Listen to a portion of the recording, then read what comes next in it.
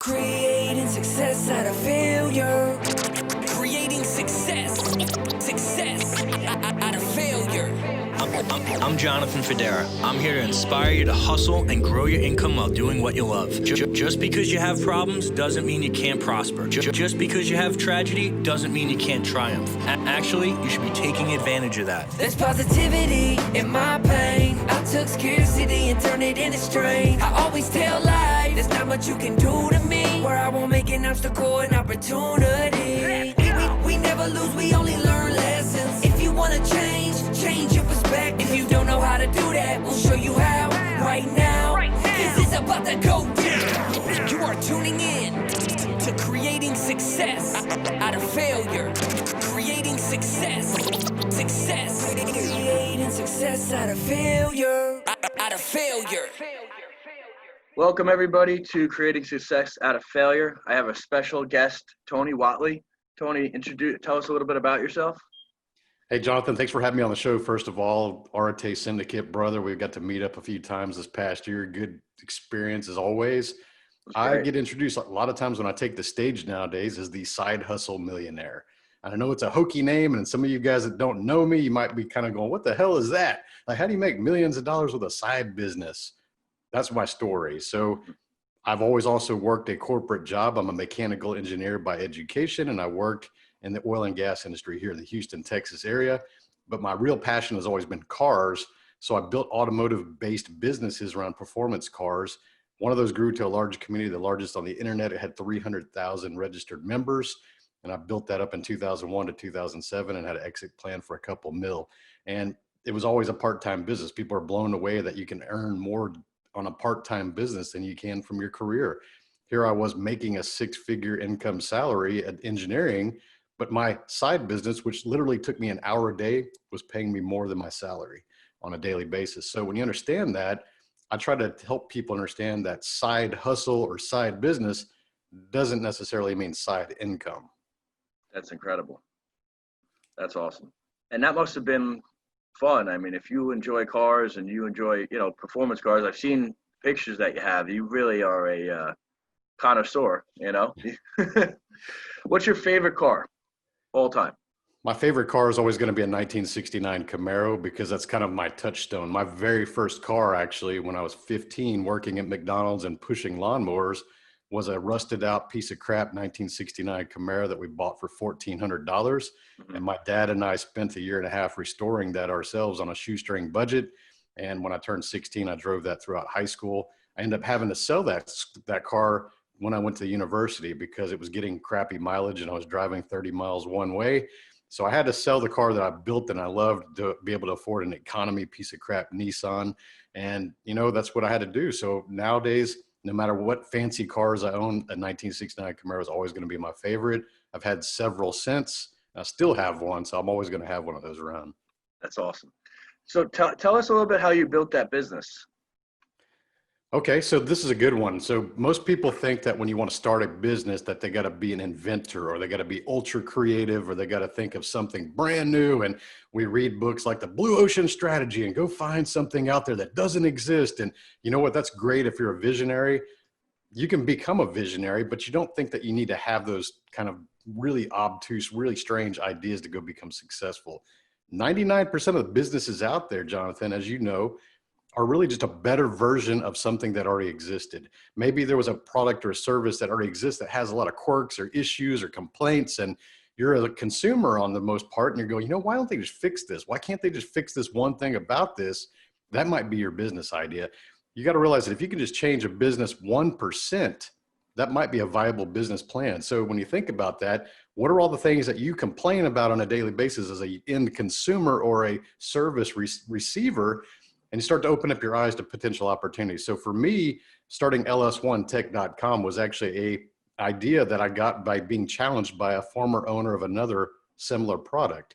So here we are, we're active members on this other website. Mm-hmm. And the person that was managing that website just was not doing a good job at it. They were not paying the bills. And here we are creating all this content, writing how-to articles and trying to teach people how to race and build their cars and go faster. And we would log in the morning and then all the stuff's gone. It's like, where's our stuff at? Got it. And so that happened a couple of times over a period of months. And we finally approached the person that we knew who was the owner and said, hey, we're creating all this free content for you to help you out, and it's not being taken care of. Like, where's it all going? Can't you pay your server bill? We see that you have advertisers. We see the banners. We know what they charge because we got friends that advertise with you. We know what servers cost. So where's the money going, guy? Like, that's a high profit setup. And instead of taking constructive feedback from his best supporters, he threw a defensive attitude and he said, well, you know what? If you think you can do a better job, go start your own website. And I'll tell you that my partner and I have a partner in Chicago, John. He and I never even thought about starting another website until someone like that guy challenged his best supporters to go do a better job. And to someone that's really driven and like into doing things and proving people wrong, you don't challenge people like myself and my partner. No. We'll figure it out. Like, oh, we can go figure out how to rent a server. We can go figure out how to buy software and upload that and set things and pay people to flip little switches and make things work properly. And I was already a graphic designer with Photoshop. I was already coding small websites with HTML. So I understand how to build websites. So dude, it wasn't even a part of my idea. Back then I was working engineering and I was building side hustle websites for automotive performance shops and manufacturing parts and speed shops and even some for the major automotive companies. Mm-hmm. I was building really rudimentary websites at the time. And then this guy tells me like, go build your own. I'm like, I can do that. That's awesome. It's so funny how, when you were getting that started, right? What were some of the speed bumps, maybe some of the mistakes that you made that looking back, you would have done differently? Man, it grew organically because time frame, this started out in November 2001. We sold it in November 2007. So it was pre-social media, to give people some context. So we had to basically go look and see where the competitive ads were. So we knew that if we could build up traffic, we can attract more advertising revenue. Pretty simple business model. And so we had to go and buy car magazines. That was really the only thing that existed at the time.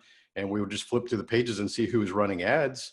And we would email or call those companies. We would divide and conquer, my partner and I. We would just call like 10 a night. You know, we get home from our normal job. We would just call and go, hey, we got this thing we're building. It's online. And we know the circulation of this magazine's only 100,000 copies per month. We get 100,000 unique visitors per day. And we're going to charge you 10% of what the magazines charge. So it was like a no-brainer. Like people were just joining. At the beginning, we're charging $150 a month for an ad, or a magazine for their ad was around $5,000 for a half page. So a lot of big difference in price, big difference in value. It was a huge proposition. We really kind of helped put magazines out of business, unfortunately, from the digital space, but everything that moved to online survived, right? Absolutely. So when we started thinking about growing this company, we were thinking really small, dude. We took it serious, but we never thought we would make millions of dollars doing this. Okay. Mm-hmm. At the time when we were thinking about this, John and I were like, wow, he had a new Camaro and I had a new Trans Am, and they were both, our car notes were around $500 a month. And we said, we just wanted to build a place to hang out with our car buddies online and talk about cars. It's like, dude, if we could just make $500 extra a month, that would be like having a free car. Because we already had jobs. We're both making good money with our careers. He owned a recruiting agency. So we weren't thinking about the financial aspect of it. We didn't even create an LLC right away because it was just kind of like a business we just threw together, and we just got a checking account, right? That's PayPal and a checking account. And basically with about 3 months in, we're making about $10,000 a month. We're like, oh, this is kind of like legit money for a small business. Maybe we need to like do an LLC. Like, I don't even know what that is. Like, I heard about it. I don't know anything about it, but we'll figure that out. So we went to LegalZoom and hired them and learned about that process. And so every successful entrepreneur I've known that started their own company, they've gone through the same thing of just learning as you go. Mm-hmm. I guess my biggest issue looking back was I wish I would have just started sooner. And I think that's the number one answer for most business owners. We wish we would have started sooner. We work for other people. We help other people build their dreams. And we just kind of have these ideas rattling around in our heads, and we don't ever do anything about them because most people like to pat themselves on the back by saying, oh, I've got these great ideas, or they meet you at the water cooler at your job. Like, man, I got this great business idea, Jonathan, it's going to be killer. And you're like, well, why don't you go do it? Like, I don't have any money, or, whatever excuse. I don't have time, don't have money, common excuses. Yep. I just wish I would have started earlier. So I started that company at age 28, sold it when I was 34. But I wish I would have started my first company like while I was in college, really, Yeah. you know? I think looking back, I think all of us have that regret. You know, I think I started off on my own probably at like 25 or 26. Hmm. And I mean, I had a really good and bad learning experience based on people, Yeah. you know. Um, Once I got past that and realized, hey, I can do a lot of this myself and there's nothing you can't figure out, that's when you start to build momentum. When you just understand that being a business owner, sometimes it's all about being resourceful. You might not have, like you said, the money but you can find ways to work around it and figure it out. And I think once that's really the true test of being an entrepreneur. So once people understand that and they build that skill or strength or what have you, that's when you start to see real momentum. Hmm. Now Agreed. you also do a lot of consulting, right? You're a coach, a very good coach at that, because I follow all the content that you put out. And talk to us about coaching. Like, what are some of the things that you love about it? What are some challenging things? Because I coach my own guys, and there is that 80-20. Dude, I'll tell you, for me, I've always been a teacher. So Mm-hmm. if people ask me, hey, Tony, who are you? Or tell me about yourself. Most people would answer that question by giving your occupation. Oh, I'm a business owner. Or I'm an engineer. Or I'm a project manager. Or I'm a race, whatever your job is. Most people answer that question with their occupation. For me, I started thinking like, that's not who I am, because I've evolved so many different times in my life and I'm comfortable with doing that. And whenever I change my direction and go one thing, I go hard at it. I want to Yeah. become the best I can at it until I get to a comfortable level where I think I'm kind of near the top. And then I get curious about what else I want to go try. So for coaching, it's just something I've actually been doing publicly for the last 3 years, privately for the last 15 years. And I'm going to tell you the story of why I resisted going public with this, because there's a few reasons. First of all, like I said, I was a teacher. Even as a kid, I was a skateboarder, a BMXer, a stunt kid. I was always doing crazy things. Like I used to watch Jackass on MTV and go, I can do that. I've done that. Like no big deal, except for the gross things, right? But any kind of Yeah. stunts or physical things, like I was doing that.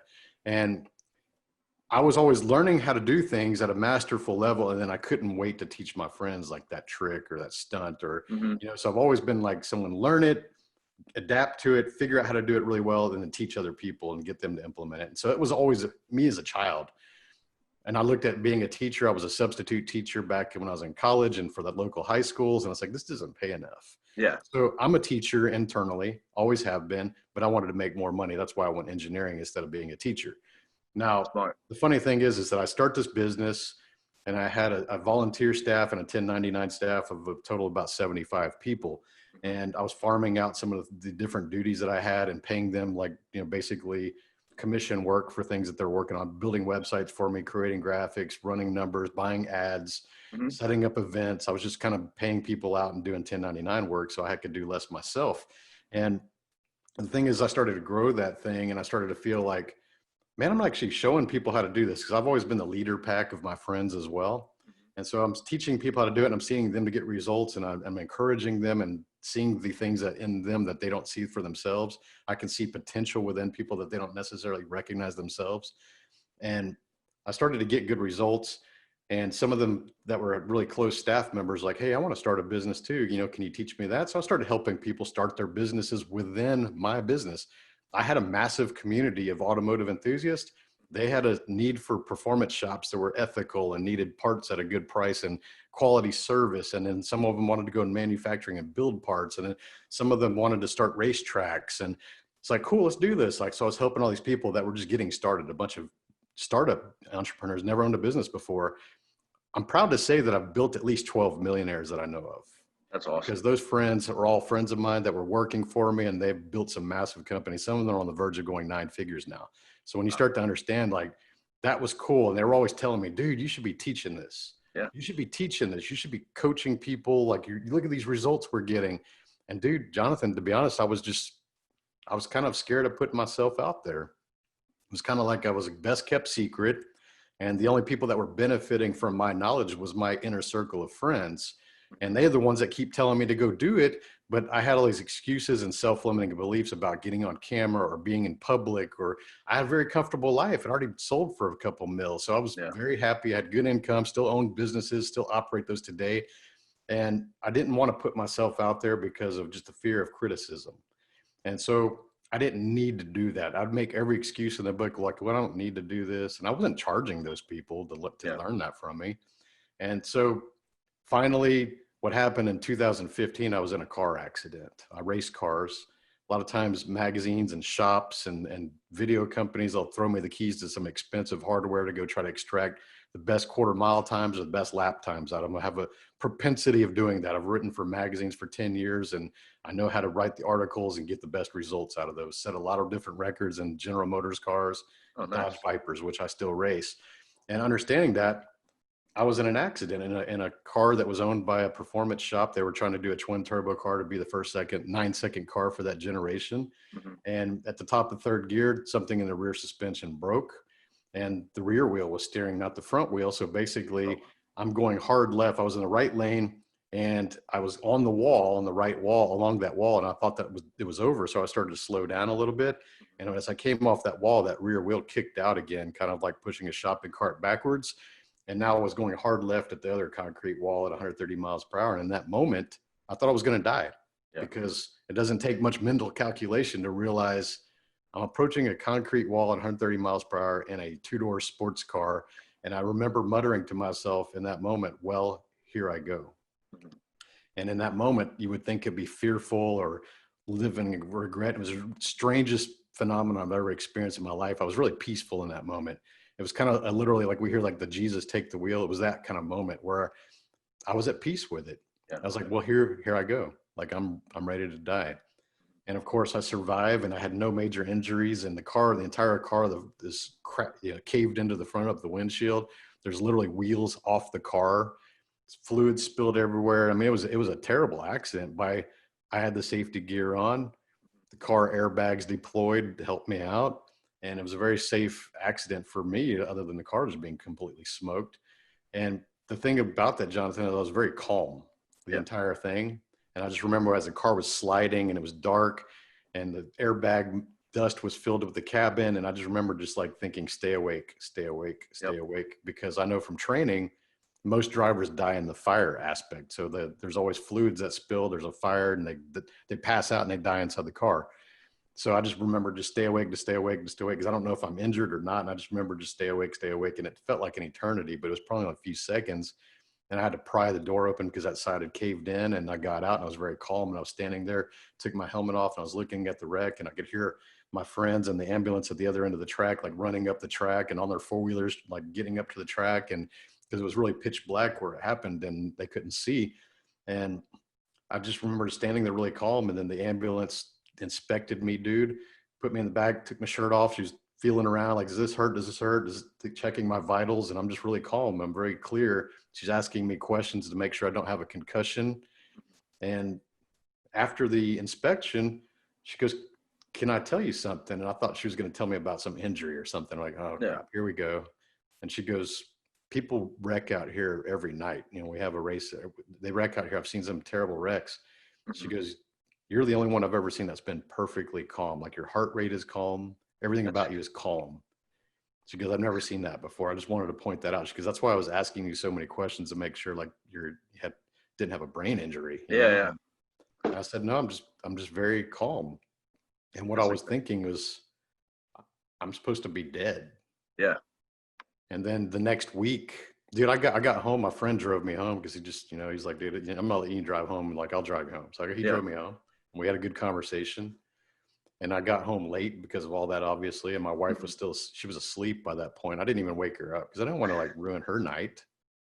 I just like, I'm not waking her up. I'm just gonna go to bed and I tell her in the morning. And I woke up and the next morning and I told her, and she's like, why didn't you tell me when you go? It's like, because then I knew you wouldn't have slept. It was like, and so really the next week, Jonathan, I started thinking about it. It's like, what if I would have died? Like, how would I have been remembered? What would people have said about me? And then I started thinking about my friends who had died in the racing scene and the motorcycle scene.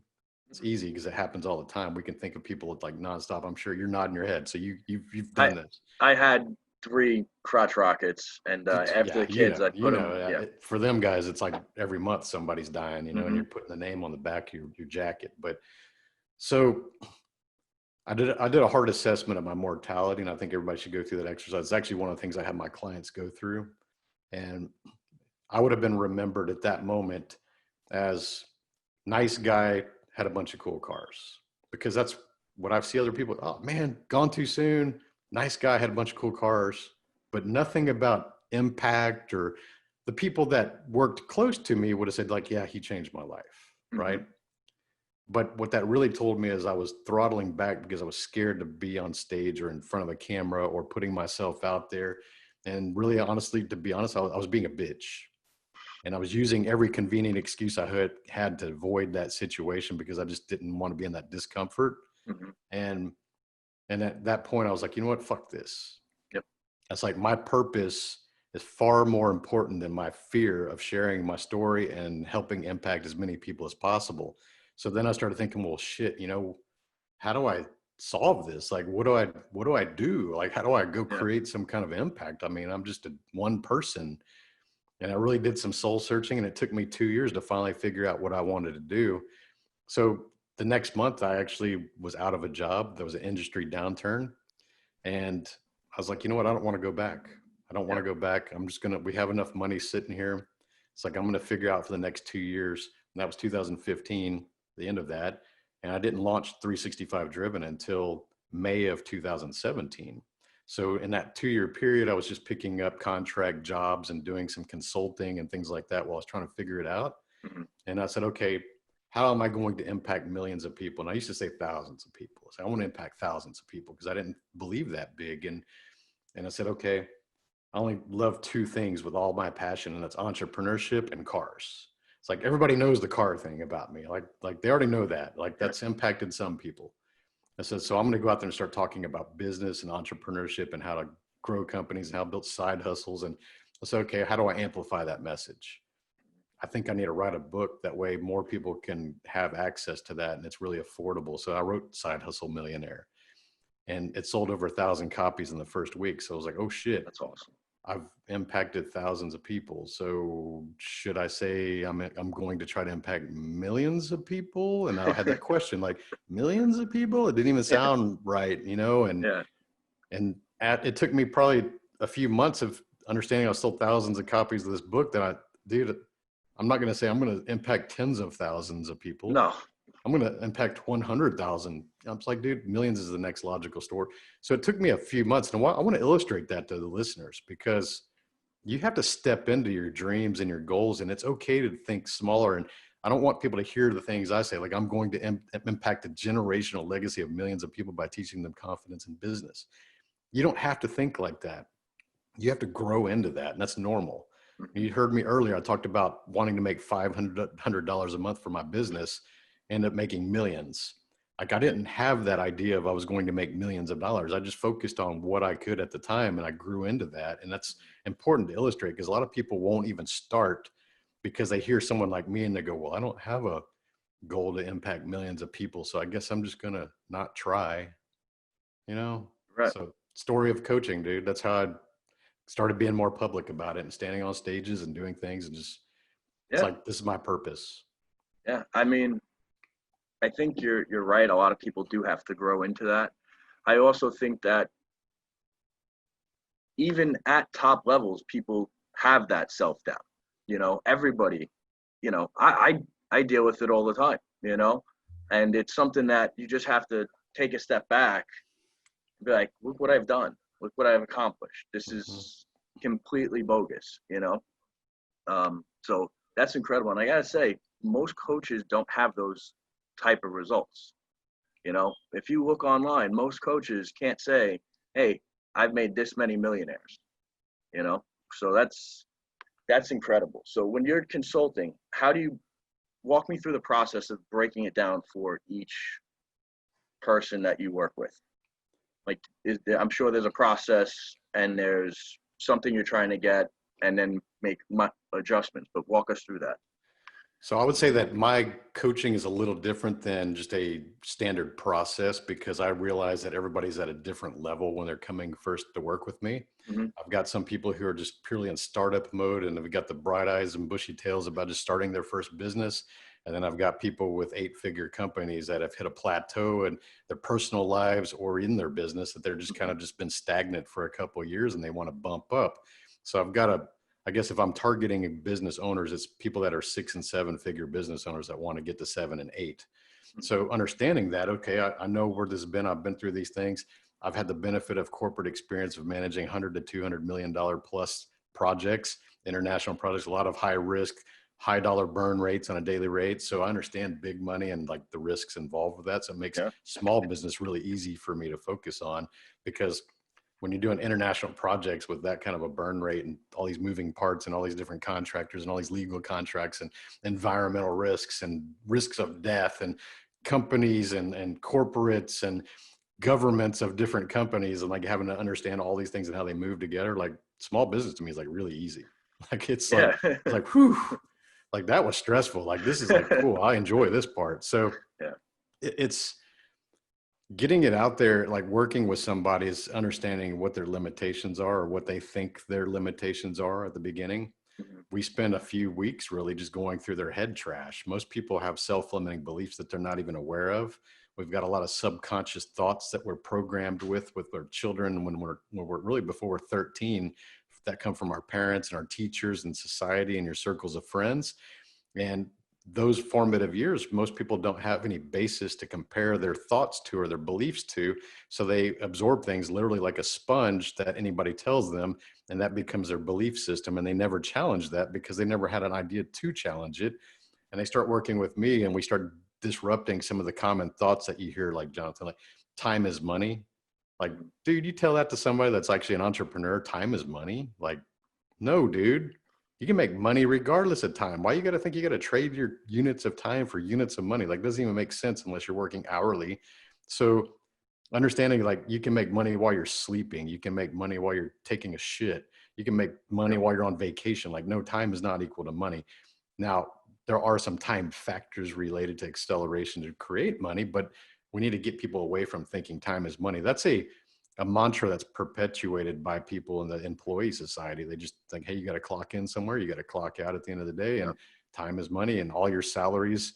And the funny thing is, when I went from hourly to salary, like some people think like that's like they're big boys now, like, oh, I got a salary job, like I'm not no hourly worker. You know, you hear that out in the workforce and construction, and you're like, wait a minute, dude, I hate to tell you, but your salary is really, it's calculated based on a 52-week period at 40 hours a week. So you are an hourly worker. Actually, you get screwed more than an hourly worker a lot of times because you work longer than someone that gets paid by the hour and you don't get paid for it.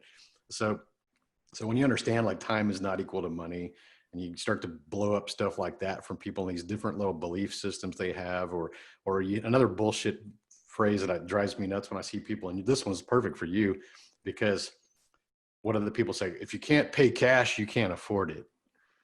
Dude, I hate that. That is so small thinking. It's crazy. And I'm going to give you an example. This is a good story. Because so age 34, sold the company, and went and bought a brand new Dodge Viper. So I was probably one of the youngest people in the Viper Club of America, and you see these posts once in a while, people kind of peacock. They kind of try to look like they try to big ball each other, big dick each other. And it's funny because I was young and I was kind of stupid because I wrote a check. It was like $100,000 car and I wrote a check for it. And I shouldn't have done that because I had that self-limiting belief that if I can't pay cash for it, I can't afford it. And it's like, that's what I believe. That's what I was told by my grandparents and my parents. And you hear it in middle-class America all over the place. And so I did that. I bought a car cash. The next Viper I bought later on, I wrote a check down. I think I put 30% down and it was a low interest rate, like 2.9 for like 72. I was like, yeah, I'm going to use the bank's money. Yep. So, I mean, this is right up your alley because you're nodding your head. You're loving this because leveraging credit is what successful people do, guys. If you're listening to this and someone's telling you, if you can't pay cash and you can't afford it, like that's the biggest bunch of bullshit you'll ever hear. Because even if you invest on a really really simple investment plan, you're going to turn over 8% profit per year. Like if you just do something conservative investing, you're going to go 7-8%. So if you invest $100,000 at the end of the year, you're going to make $7,000 to $8,000 on that investment. Just real simple math. So think about this. I wrote a check for $100,000 for a car that was costing me. It was a depreciating asset. I still own that car, by the way, but it's like it's a depreciating asset that I missed out an opportunity to make $7,000 to $8,000 on. I could have outran the interest rate back then. It was probably 5%. So I could have netted 3% and still had the same car and still enjoyed everything about owning it. But I could have put in another $3,000 in my pocket at the end of the year just by investing that same amount of money and just paying the note on the car. Most people don't think 100%. like that. So they're not leveraging credit properly. So whenever I see loans that are 3% or less, it's like, dude, I'm taking those loans. Yep. I'm going to take those loans. Send me all you got, because as a business owner, I know I can pour that fuel into my business and net 25%. Exactly. So people that say that time is equal to money, and if you can't pay cash, you can't afford it. Those people are broke, man. Yep. Well, I think that in our society, something that you touched on is growing up, the school system fails us 100%. I don't think anybody can, and that's all the way through college. At least you went for mechanical engineering, and that's probably one of the few things in college that you have to learn, and you get to apply most of what you learned. I went for economics. Yes, it helped a little bit, but not that much. And then most people go there for, basket weaving just to get a degree and come out in debt. How do you think we would fix, going back, because I've put my kids in private school. I think it's important to me that their education, and I talk to them about a lot of the Arate principles and a lot of the things that we cover, because I want them to have that base. I also want them to be able to think critically and figure things out for themselves. But I think it's important to surround them with that. Yeah. Like you said, going back to the investment thing, there's a lot of misinformation that people are told at such a young age that, hey, if you just put the down payment on that car and you put, you probably had enough for a down payment on 2 properties. Well, what would have happened if you bought the 2 investment properties and now they're kicking off each $1,000 or $2,000 a month in cash flow, right? You could have a free car. You would have a free car and an appreciating asset, So I just think that there's got to be more people that have that message, more people like you that are going out there and actually making a difference and changing the way people think and operate, because it's challenging. And I work with sales guys all day long, and one of the things that I try to do is try to say, hey, listen, you got, in sales you could have a great month and a bad month. Be consistent, and when you're making a good amount of money, make sure you're not spending all of that money. Dude, lifestyle, all for the grams, man. All for the grams, dude. I'll tell you, if you want to hurt my car friends' feelings, and maybe some of them will listen to this episode when I share it, I made a post about 2 years ago that really hurt a lot of car guys' feelings, because, and if you're listening to this and you're not a car guy, insert whatever you do spend money on. Okay. This is the same analogy. Like if you spend it on watches or clothes or whatever, just understand this. Okay. Your lifestyle should only be about 10% of what you have. And the way I said that is okay, you should not be buying a 6-figure car until you have 7 figures in the bank. And man, there was some butthurt people. Well, Tony, I got a Z06 that's $100,000 and I'm not a millionaire. And I'm like, dude, it sucks to be you. Yeah. Because you're not doing it the right way. People that are doing it the right way, our mentor, Andy Frizella, he's got a shitload of badass cars, but that's 10% of what he earns. Yeah. So when you start thinking about that kind of stuff, this is the important thing that people need to understand, is that your lifestyle should only be about 10% of what you earn. And if you want a better lifestyle, go earn more. That should challenge you to go earn more. We should get away from the mindset of trying to just do something to afford the payment versus actually being okay with it. We just come out of a 3-month downturn in quarantine. I've not had an actual job since 2015. There was 2 years in there I didn't even pay myself, other than some of the businesses I run. So when you start thinking about that, it's like, you can create these kind of incomes that just happen, and you don't have to have that job, and you don't have to think about affording it, because I fell into that trap, had millions of dollars in my mid 30s. I thought that, man, I'm going to go. There was a time I had 10 cars in the driveway, and I thought like, hey, I got the money, I can afford it. But then I realized like, this is kind of stupid, because it's like you said, I'm not investing things in the proper things that are going to make money. I regret having 10 cars in the driveway, to be honest. I think I've got it down to 5 now, but they're cars that I actually like. Yeah. So when you understand, like, I'm not paying insurance on 10 cars, I'm not having to store 10 cars, I'm not having to retitle and pay all the registrations on 10 cars. Yeah. I don't even have time to drive the 10 cars. So it's like, so I started selling some of those things off, and I started thinking like, I need to be more mindful about money. I need to grow the company. I can put that money back in net 25%. Like, why am I wasting money over here? So really for the last 5 years, I put my passion for cars on hold. And that's another important thing, is the sacrifices you have to make, because I still have a lot of racing buddies, and I have a lot of, I used to go race every week, and I'm burning, $1,000 to $2,000 a weekend just on a set of tires. Is that really what, brakes. that's really what you run through? Yeah. That's you go crazy. road racing on a 2-day road race, Mhm. you're going to burn through a set of tires. And for the cars I race, there's about $1,500 to $2,000 a set. So it's an expensive hobby. Like, people think golf is expensive. I just kind of laugh. I'm like, go try road racing. Yeah. You go rebuild your brakes that cost $10,000. That's crazy. So when you start thinking like that kind of thing, it's like, oh, wow, that's expensive. And I was doing it almost every month. So here I was wasting a lot of time.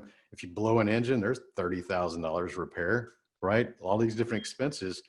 And I said, you know what? I love cars. I'm going to have more cars, but I need to be focused. And I used to spend over $100,000 a year on a new car. Like, I always buy something every year. I would always do this for 20 years. It got to be where when I go do taxes at the end of the year, my CPA would laugh. How many cars did you buy this year? Because you could write off the some of the purchases. So he would always laugh, and he would always be curious about what I bought. And then in 2015, that stopped. And I haven't bought a brand new car since that year. I went from 2 or 3 a year to like none. And it's like, I'm be focused on building 365 driven. I'm be focused on what I need to be working on. I'm going to take these actions, and the result will end up being cars later. So I can sacrifice things I truly love. And most people are unwilling to do that. Most people are unwilling to work backwards to get what they want. Mm-hmm. They're so hell-bent on keeping a death grip on their own perceived status or their own perceived wealth and what other people think about them. They're not willing to take any steps backwards, and then they struggle. So they've got this big house that's too big for them. They got too many cars, and they got this lifestyle they want to uphold and keep on the Instagram. And they're not willing to take a minor step backwards for a period of time to go get what they truly want. So that what's mean is that most people are not willing to trade good to go get great. They just settle with good. Everything's good. They got a good life, good income, good cars, good house, but they want great. But a lot of times it's the step backwards they have to take to go get great, and they don't want to do that. Yeah, I do something that's pretty unique. I spoke about it on a different show, and what it is I reward myself with investments. Right, I have a goal. If I hit certain metrics in my business, I know how much money it's going to kick off, and I'll go buy an investment property or two. My goal is to buy 1 to call it 3 investment properties that meet a certain criteria, and then when I do that, that's when I will go and actually reward myself. So I didn't know racing was that expensive. It all makes a ton of sense. I don't think boating is close to as expensive as racing. Fuel costs. That's still cheap. I mean, the race fuel that we run, some of it's like $12 a gallon. Oh my God. It's crazy. Yeah. I could tell you the boating, no one has ever looked at the boat, and it's less than like $1,500. Yeah. Just to hop on the boat, I'm like, all right, great. I grew up around boats, and I know that they're expensive, and I always hated having to wash them down. We have salt water down here, so Gulf Coast, and it's a pain in the ass. You got to go, run the boat motor and clean water in a barrel when you're done, and wipe the whole boat down, and all the chrome will start pitting if you don't. And it's like, this is work, and everybody wants to go ride around in your boat, and nobody wants to do the work at the end. Everybody wants a friend with a boat. That's very true. That is very true. my favorite boat is always my friend's boat. Yep, I believe it. But Oh, we've covered a lot of good stuff here. What are some of the biggest mistakes that you have seen entrepreneurs make, and how would you tell somebody what to do after it's made, or how to avoid making that mistake, right? I think the number one mistake that I come across as a coach and just people that are in my society is that most people are still working a job even though they own the business. Most people don't realize that there's a difference between self-employment and entrepreneurship. Most people think that they own a business, that they're an entrepreneur, which technically they are, but they're still built themselves a job. So Yep. therefore, they're really just self-employed. I hate to go on the tangent of this, but there's a lot of people out there who are doing the MLM or supporting another brand, Yep. or maybe in even real estate. My wife's in real estate working for a different brokerage. You may feel like an entrepreneur, but if you're carrying somebody else's brand, and you can't change the corporate structure or the bylaws or any kind of financial statements of that company, then you're still self-employed. You're not actually an entrepreneur until you actually take all the risks, you handle all the marketing aspects, everything's up to you. The results are based on you if you want to be a true entrepreneur. So what I do is I try to get people to understand that, hey, I'm cool that you're self-employed. That's the step. Like I Hmm. applaud that. Let's get you there first to get you out of working for a company. Now let's build you a process and a system and build you an actual brand that's yours, that you get to control everything for. So this still sounds a little bit like a job to most people, and it is in the first couple of years. Yeah. Even me, for 365 Driven, I've been doing a lot of things and just kind of farming out little pieces to Hmm. build that team. And understanding that is that we have to get there quicker to where we can farm out those tasks that are costing us money. So most people, small business owners especially, they waste a lot of time doing $10 to $15 an hour tasks. You know, as a coach making $500 an hour, it doesn't make a lot of sense for me to go waste a lot of hours on a day that I could pay somebody $10 an hour to do, even if it's a Hmm. 1099 or a freelancer, which don't even need a 1099 a lot of times. So I could say, okay, we need to get away from wasting all these hours every day on this stuff. And when you start to really graph out what you do, because everybody needs to work from a calendar or a schedule, everybody. Yep. When you start to look at the actual tasks that you're doing, is that a $500 an hour task? No. Well, what is that? I would pay somebody $25 an hour. It's like, okay, so if you doing that, you become the highest paid accounting clerk that isn't even good at what you do. Like, would you agree that you're not even that good at doing that? You don't love doing it, right? I just have to do it. You know, it's like, okay, so you are the highest paid accounting clerk doing bookkeeping that you hate, and you're paying yourself $500 an hour to do it. And you're like, whoa, when you reword it that way, like, Yep. yeah, because if you're paying yourself to do that little job, you're actually not doing what you should be doing to grow your company or work with your clients or go do marketing. I put a lot of value in marketing.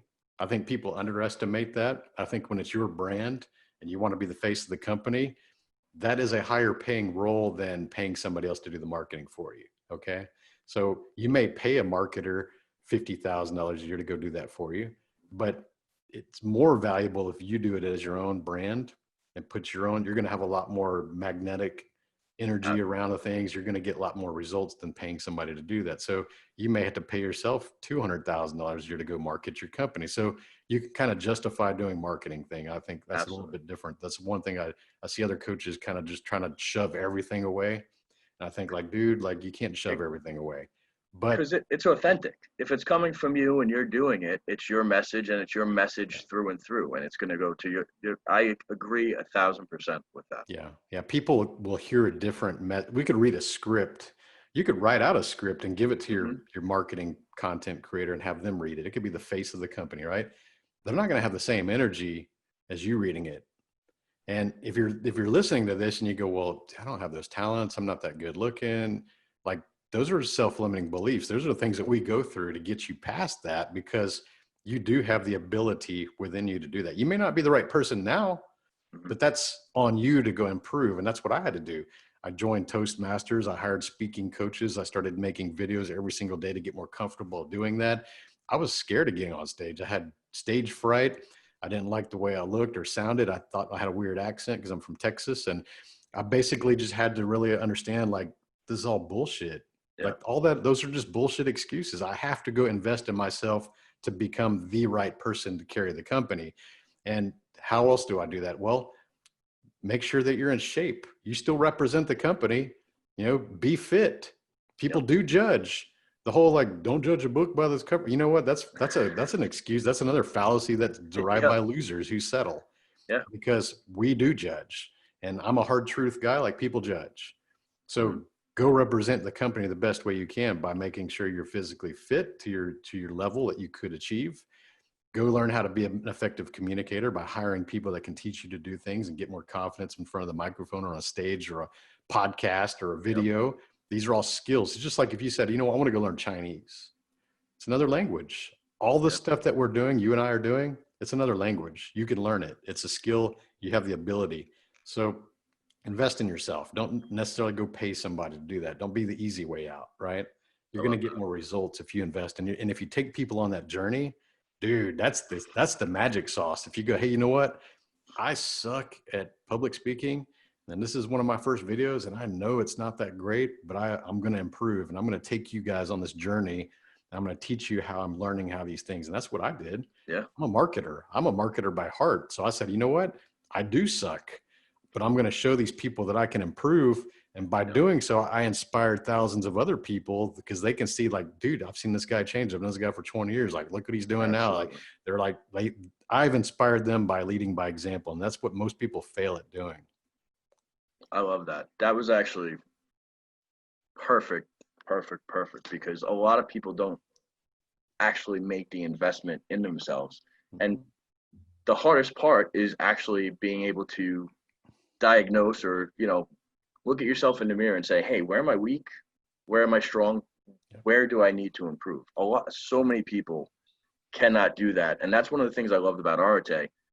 I mean, looking around that room, hanging out with, you guys, like, we are all so different, but we have a lot of the same characteristics and traits. And just being in that room, what we learn from each other, especially a guy like you, I mean, it's limitless. And then you see, well, I thought I was good here. And then look at Tony doing this, and, look at Andy doing this. I'm like, all right, clearly I have to get better here, and here.